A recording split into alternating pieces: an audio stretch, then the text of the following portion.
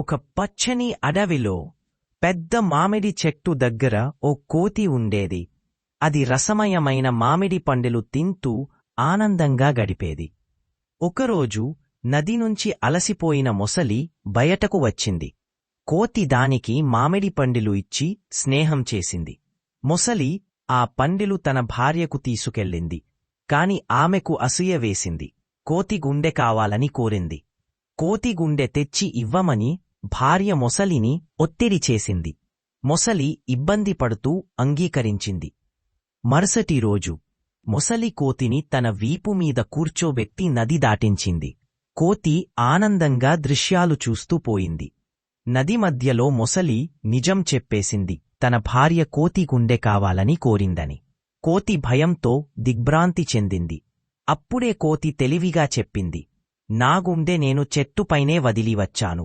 ఒడ్డుకి వెళితే తీసుకురాగలను. మొసలి నమ్మి ఒడ్డుకి చేరింది. వెంటనే కోతి చెట్టెక్కి సురక్షితంగా కూర్చుంది. మొసలి ఆశ్చర్యంతో చూస్తూ మిగిలిపోయింది.